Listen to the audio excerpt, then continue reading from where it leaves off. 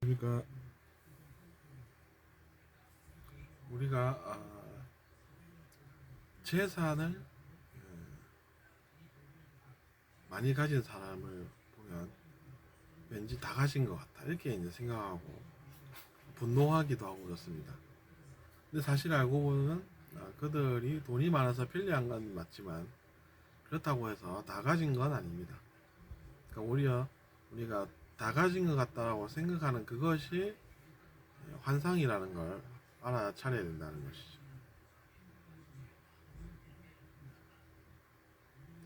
그들하고 대화를 좀 하다 보면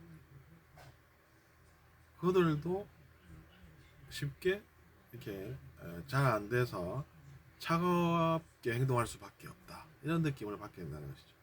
그러면 왜 그럴 수밖에 없나를 우리가 생각을 해보면 그 사람도 다 가진 것은 아니라서 그러한 반응을 보이는구나 라는 걸 알 수가 있다는 것이죠.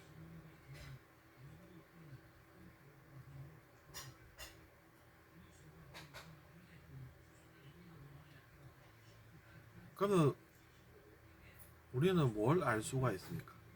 아, 외부 세계에서 우리가 돈을 많이 벌고 살 수도 있지만 내면 세계라는 것도 무시할 수가 없구나. 그런 세계도 있구나 하는 걸 그래도 배울 수가 있죠.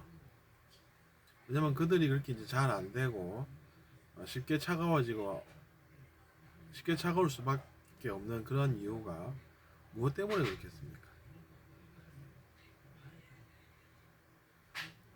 내면에서 뭔가 이제 잘 안 된다는 것이죠.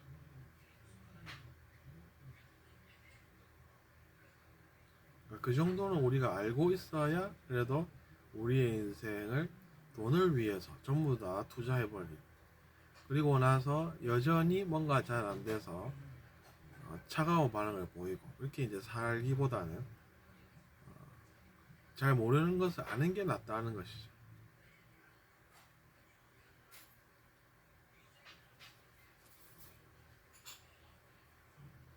그래서 제가 여러분께 이런 말씀들을 드리는 것이죠. 다른 게 아닙니다. 그러면 차가움이라는 건 무엇입니까? 그 사람 그거 차갑다. 응? 이게 사람이냐? 이야기들을 여러분도 들어보셨습니까? 저도 이제 살아오면서 그런 이야기들을 안 들은 게 아닙니다. 그래서 이제 그런 걸 듣지 않았다라고 하면 거짓말이 되겠죠. 근데 어, 연구해 보면 사람은 그럴 수밖에 없는 이유가 있습니다. 그러니까 제가 그들을 두둔하는 게 아니라 자기 자신이 이해를 잘 할 수가 있다는 것이. 자기 자신이 이해가 잘 되면은 자기 자신에게 좋은 것입니다.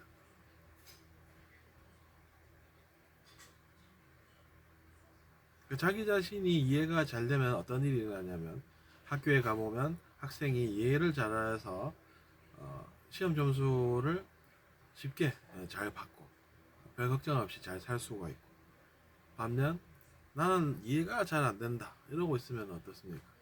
그 학생은 안타까운 것이죠. 노력은 하는데도 불구하고 이해가 잘 안 되니까 틀린다는 얘기입니다. 그건 뭔가 이제 필요하다 이렇게 이제 해석이 됩니다. 그 사람에게는 뭔가가 필요하다. 근데 그것이 무엇입니까? 매겠습니까? 도움이겠습니까? 도움이 되는 것이죠.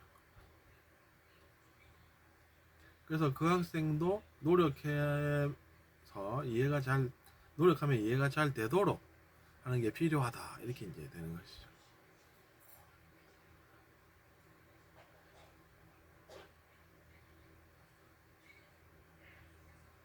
그래서 우리의 목표는 그것입니다.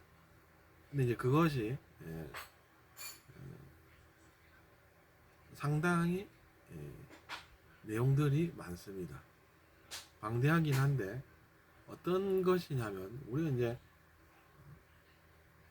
노력을 하는데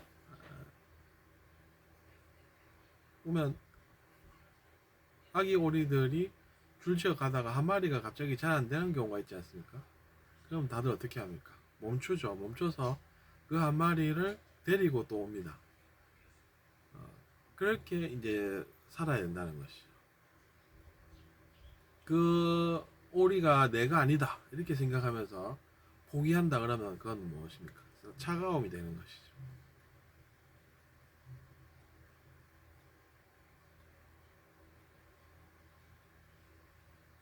근데 어미 오리가 그렇다고 해서 그 새끼 오리를 미워하겠습니까? 어쩌겠습니까?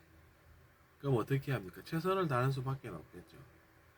그 뒤처진 오리도 다시 이제 대열에 합류하게끔 해서 살아가는 것입니다.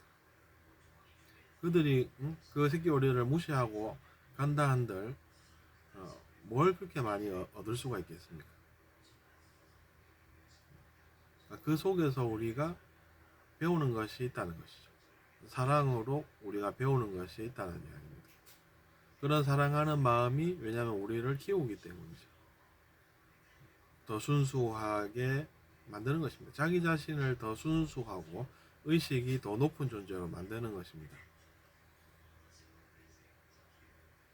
근데 욕망이라는 것은 어떻습니까? 그 사랑과는 거리가 있는 것입니다. 근데 그것이 이제 마치 같은 것인가 마냥 그러고 있다는 것은 어떻게 보면 기만이 되겠죠.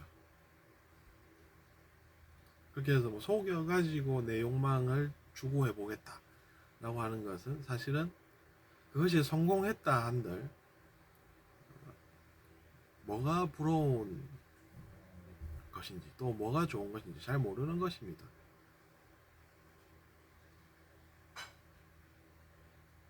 근데 그럼에도 불구하고 그들을 이해할 수는 있습니다. 근데 이해하면 어떻게 됩니까? 자기 자신이 더 성장합니다. 자기 자신의 의식이 더 높아진다는 것이죠. 그러니까 제가 착하게 살아야 된다 이렇게 주장하는 게 아닙니다. 그건 무엇이냐면 그렇게 살 때 자기 자신의 마음이 더 넓어지고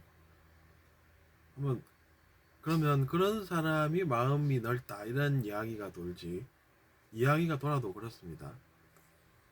마음이 넓지 않은 사람이 즉 마음이 좁은 행동을 하는 사람을 보고 그 사람은 마음이 넓다 이렇게 사람들이 이야기를 하고 다른 사람들도 공감하면서 그 이야기가 돌고 이럴 리가 없다는 것이죠.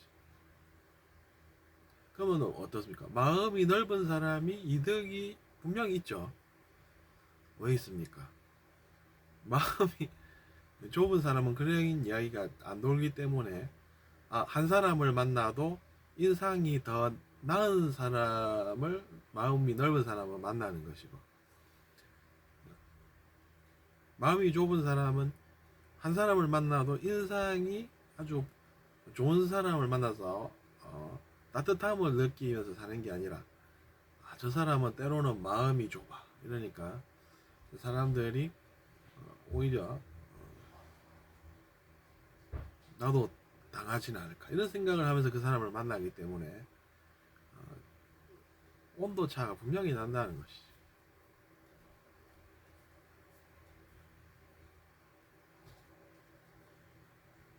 그런 걸 우리가 그래서 생각할 줄 알아야 되겠습니다.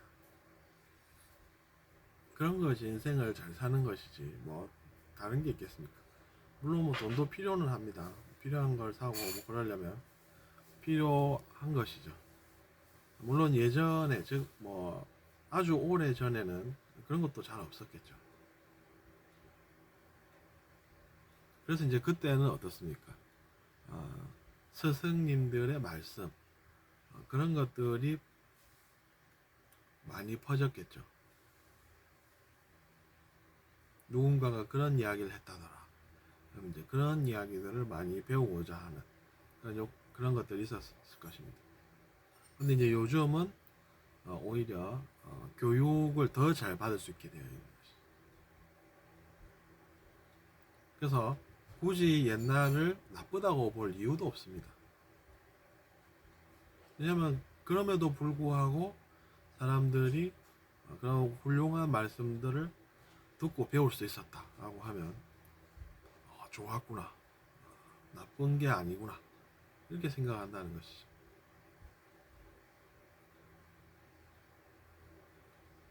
그럼 굳이 나쁘게 생각할 것이 무엇이 있습니까? 비판의 함정이 바로 그런 것입니다. 나쁘게 생각을 우리가 뭘 해야 됩니까? 나쁜 것이 없는데. 나쁜 것이 없으면 우리가 얼마나 좋습니까? 그러니까 비판의 함정이라고 하는 것은 자기 자신까지 나쁜 것을 체험하게 하는 그런 것이 될 수 있다는 것입니다. 나쁜 게 없는데 왜 나쁜 걸 알아야 됩니까? 우리가 분명히 그건 그 사람들이 잘못한 것이다 하면서 나쁘다 하면서 비판의식이 있어야지 뭐 이런 이야기까지 하면서 그러면 왜 우리가 나쁜 걸 체험해야 됩니까? 그걸 알아차리지 못하면 어떻게 됩니까? 그걸 깨닫지 못하면 어떻게 됩니까? 자기 자신도 나쁜 걸 스스로가 찾기 때문에 나쁜 경험을 할 수밖에 없는 것입니다.